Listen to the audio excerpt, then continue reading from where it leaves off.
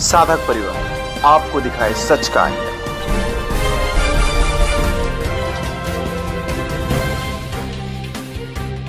आरोप लगे वो झूठे हैं क्योंकि वो एक लड़की है, बाकी यहाँ पे काफ़ी महिलाएं काफ़ी बहनें हैं। आप उनसे पूछ सकते हो कि वो क्यों यहाँ पे आ रही हैं। तो हम बचपन से आ रहे हैं, मैंने आज तक ऐसा कभी नहीं देखा है अपने लाइफ में, या फिर मैं यहाँ पर आई हूँ कभी ऐसा नहीं देखा कि कहीं किसी ने किसी को छेड़ा। बापूजी ने हमें जो दिया है उससे हम काफ़ी संतुष्ट हैं और हमें संकोच नहीं होता। हम तो खुल्लम खुल्ला कहते हैं कि हम संत श्री आशाराम जी बापू के डिवोटी हैं। ठीक है, हमारे लिए बापू निर्दोष, हमें किसी की बोलने की ज़रूरत नहीं है। 10 लड़कियां भी आके बोल देगी कि इन्होंने ऐसा किया, हम नहीं माने। वो तो सब आरोप तो झूठ है। हम लोग कितने सालों से आ रहे हैं, मैं बचपन से आती हूँ इधर, ऐसा कुछ नहीं होता है। ये बात बापू की कि उनके ऊपर झूठे आरोप लगाए, तो पॉस्को एक्ट किस पे नहीं लगाए? आज सारे लोग बाहर है, बापू क्यों नहीं है? आज बेल नहीं मिल रही है, सबको मिल रही है, उनको क्यों नहीं मिल रही है? मतलब कहीं ना कहीं तो कोई ना कोई इन्वॉल्व है इसके पीछे। जी के साथ अन्याय हुआ तो जीवन में किसी के साथ भी अन्याय हो सकता है, तो हम यही चाहते हैं कि ये विश्वास बनाए रखने के लिए बापूजी को जल्द से जल्द बाहर किया जाए। मान के हम सरकार पे विश्वास कर रहे हैं, तो सरकार हमारे विश्वास पे खरा उतरे और बापू को जल्द से जल्द रिहा करें। मैं मुंबई से आई हूँ, मेरा नाम राधा यादव है। यहाँ पे सत्संग अटेंड करना है, शिविर अटेंड करना है। हम क्या कहोगे, बापू के ही गुरुकुल में पढ़ने वाली एक लड़की ने आरोप लगाया और बापू को आजीवन कारावास की सजा हो गई, क्या कहोगे? वो तो जो आरोप लगे वो झूठे हैं क्योंकि वो एक लड़की है, बाकी यहाँ पे काफ़ी महिलाएं काफ़ी बहनें हैं। आप उनसे पूछ सकते हो कि वो क्यों यहाँ पे आ रही हैं, क्योंकि वहाँ पे बाहर जो उनको नहीं मिलता है वो यहाँ पे अच्छे संस्कार यहाँ पे मिलते हैं, इसलिए लोग आते हैं। आपकी बहन मुंबई से आए हो? जी, मैं मुंबई से आई हूँ, मेरा नाम मनीषा है। और आज ये पहला शिविर ऐसा नहीं है कि हम पहला शिविर अटेंड कर रहे हैं, काफ़ी शिविर हमने अटेंड कर चुके हैं। और मतलब बापू यहाँ पर आज भले हमारे बीच नहीं है, बट नहीं होके भी हमारे बीच है वो, तो हमें कहीं और जाने की ज़रूरत ही नहीं है। हमारे लिए 31 दिवाली का न्यू ईयर भी हम यहीं मनाते हैं, और ये वाला जो 31 जो बाहर के लोगों के लिए 31 न्यू ईयर जो होता है वो भी हम बापू के साथ मनाते हैं। आप भी मुंबई से आए हो? नहीं, मैं इधर की हूँ, सूरत की। क्या कहोगे, बापू पे आरोप लग रहे हैं, बापू जेल में है, क्या कहोगे? वो तो सब आरोप तो झूठ है। हम लोग कितने सालों से आ रहे हैं, मैं बचपन से आती हूँ इधर, ऐसा कुछ नहीं होता है। और शिविर हर अटेंड करते हैं हम इधर, बहुत शांति मिलती है हमको। और क्या कहोगे, इतने आरोप लगने के बाद भी आप लोग यहाँ आते हो, क्या कारण है?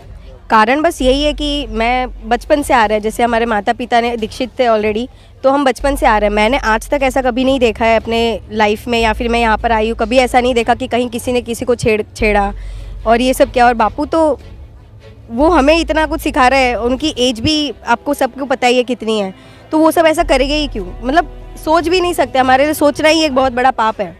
तो हमारे गुरु निर्दोष है और हमेशा रह गए। किसी की, भले वो गुरुकुल की लड़की थी, बट उसको भी किसी ने फंसाया, या जो भी उसको बोला कि बोलो आप, या जो भी है, ठीक है, हमारे लिए बापू निर्दोष, हमें किसी की बोलने की ज़रूरत नहीं है। 10 लड़कियां भी आके बोल देगी कि इन्होंने ऐसा किया, हम नहीं मानेंगे, क्योंकि हमारे लिए साक्षात ब्रह्म भगवान जो है हमारे बापू है।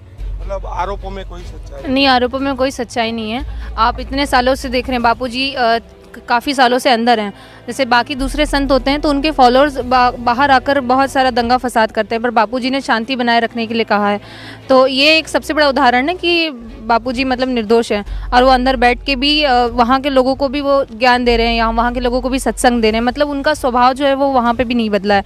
तो जो भी बताया गया वो झूठ है। 2008 में जो केस हुआ था उसमें भी बापूजी को निर्दोष क्लीन चिट दे दिया गया था। एक ऐसा ही एकमात्र एक केस है जो महिला के ऊपर के हिसाब से बनाया गया, षड्यंत्र रचाया गया है, वो इसीलिए किया गया ताकि ऐसे केसेस से कोई बाहर नहीं आता, तो इसीलिए बनाया गया। तो क्या कारण है, मतलब कि इतने आरोप लगने के बाद भी श्रद्धा बरकरार है, क्या कारण है? देखो, भगवान बुद्ध पे भी आरोप लगे थे, ऐसे ही आरोप लगे थे, पर आज भगवान बुद्ध का देखो तो पन्ना जो पाछू बोलते हैं, एमराल्ड करके रत्न है, उसकी मूर्तियाँ बड़ी बड़ी लगी है विदेशों में, इंडोनेशिया, चाइना, जापान, ऐसे राष्ट्र अभी जो भारत के संत है उनकी पूजा करते हैं। पेट्रोलियम मशहूर है, कहीं के पेरिस का टावर, आईफेल टावर आदि चीज़ें मशहूर है, पर भारत की संत परंपरा पूरी दुनिया में ऋषि मुनियों की परंपरा मशहूर है। और ऐसे आरोप तो संतों पे लगते ही आए, सालों साल लगते आए, वर्षों से लगते आए। फिर जैसे सूरज के सामने बादल आते हैं वैसे थोड़े समय के लिए ये सारी चीज़ें आती है और फिर वापस क्षण भर में नष्ट हो जाती है, और फिर लोगों का झुंड चले आता है, और फिर सदियों तक उनकी पूजा अर्चना ये सब होता रहता है। पर जब संत जीवित है, जब उनका फ़ायदा उठाने के लिए लोग ऐसी जगह पे आएंगे तब उनको फ़ायदा मिलेगा सच्चा। फिर जाने के बाद में तो बहुत सारे संत गए, गुरु नानक चले गए, मोहम्मद पैगंबर गए, जीसस गए, बहुत सारे संत गए, और फिर उनके बाद में तो सिर्फ तालियां बजाएंगे, आरती करेंगे, साईं बाबा गए। बट जब संत हयात होते, जीवित होते, तब उनका फ़ायदा लेना चाहिए, तभी उनसे जो मिलता है वो मिलता है। बाद में तो बस कुछ उसके बाद में कुछ नहीं होता है। तो इसके लिए यहाँ पे आना महत्वपूर्ण है, चाहे गुरु से दीक्षा लिए हो चाहे नहीं भी लिए हो। बहन क्या कहोगे, लोगों का तो ऐसा कहना है तो एक अंधभक्ति है, अंधश्रद्धा है, क्या कहोगे उन लोगों? अंधश्रद्धा उनके लिए जिनको पता ही नहीं है श्रद्धा क्या होती है। अभी बोलते बिल्ली ने रास्ता काटा, अंधश्रद्धा, उनको पता ही नहीं क्या होता है।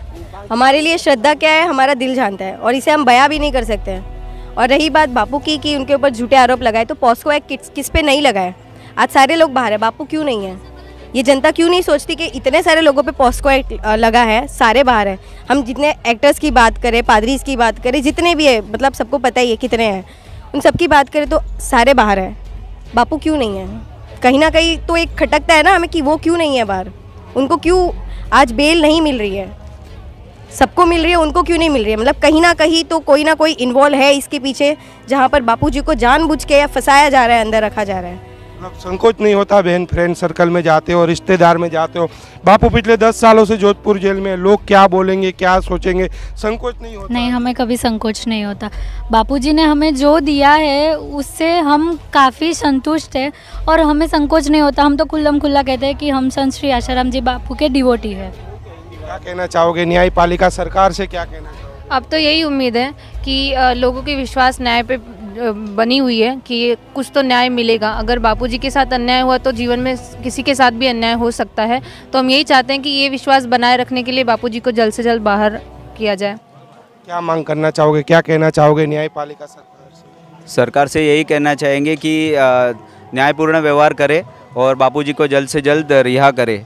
और बापूजी ऐसे भी निर्दोष है, अगर न्याय करने वाले अगर विरोध भी न्याय करने को देखेंगे फिर भी सूरज तो चमक के ही रहेगा, ये बादल तो हट के ही रहेंगे। क्या विश्वास है पक्का के बापू फिर से भक्तों के बीच आएंगे? जी ज़रूर, हमें हमारे बापू पे पूरा विश्वास है कि वो वैसे तो है ही हमारे बीच, बट साक्षात वो हमारे साथ बहुत जल्द भी आने वाले हैं।